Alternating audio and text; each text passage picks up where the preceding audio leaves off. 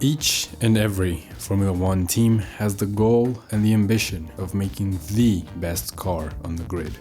But there are 2 cars per team, so they have to make the 2 best cars on the grid. Well, why is there 2? Wouldn't just 1 car with 1 driver be enough to race? Well, let me explain.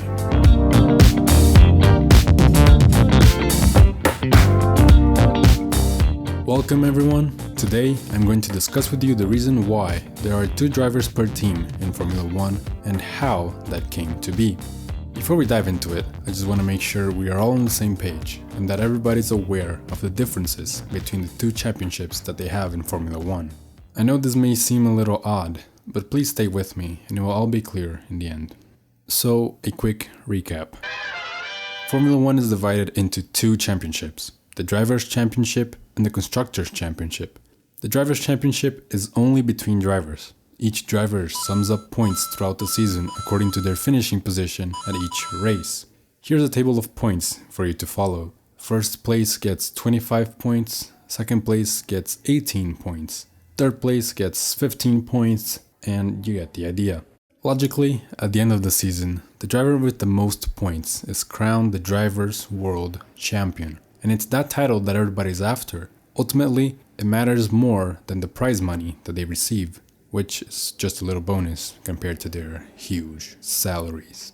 Now the Constructors Championship is identical in terms of points scored, so the same table applies, only that the team receives the full points for both their drivers. So a first and second finish order would mean that the team gets a total of 43 points. And similarly, at the end of the season, the team with the most points is crowned the Constructors' World Champion.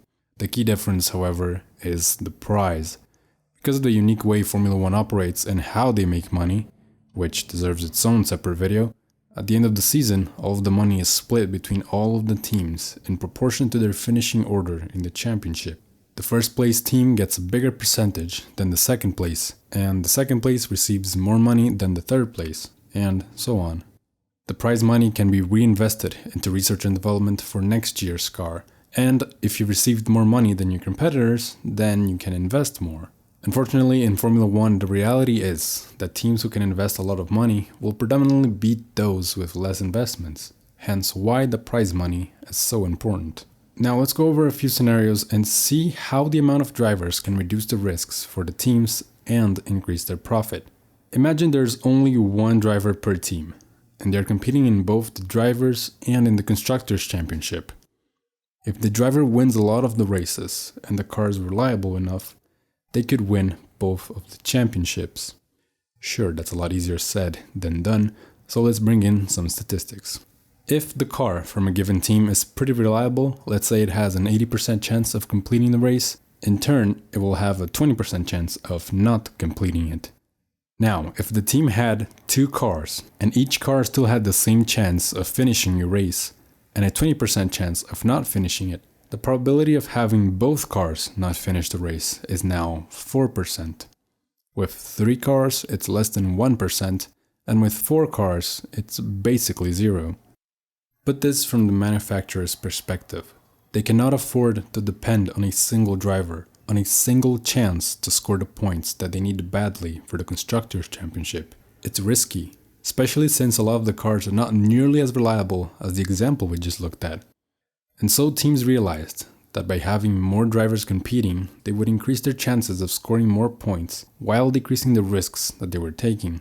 The extra expenses of building 2 or more cars was relatively small compared to all of the money that had already gone into research and development for a single car. It made sense, given that the pros outweighed the cons, to build and compete with more cars. In fact, it was such a good thing to do that bigger teams were racing with 3, 4, and even 5 cars. The more cars you had out there on the track, the more points you could score and the less risks you were taking, even if it was a little bit more expensive, because at the end of the season, you would get more prize money. You may argue that that is a little bit unfair, and it was.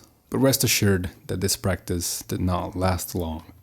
In 1981, the first Concord Agreement introduced the 2 cars per team template, And to this day, all Formula 1 Grand Prix have had 2 race entrants per team. It became such a second nature to the sport that I barely hear it being mentioned anywhere. It's just the way it is now.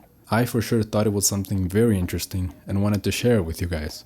I also hope you learned something new today, and if you did and you enjoyed the video, don't forget to subscribe for more, and please share this video with the petrol heads in your life. Regardless, thank you all so much for watching, and until next time, these were just Racer Thoughts.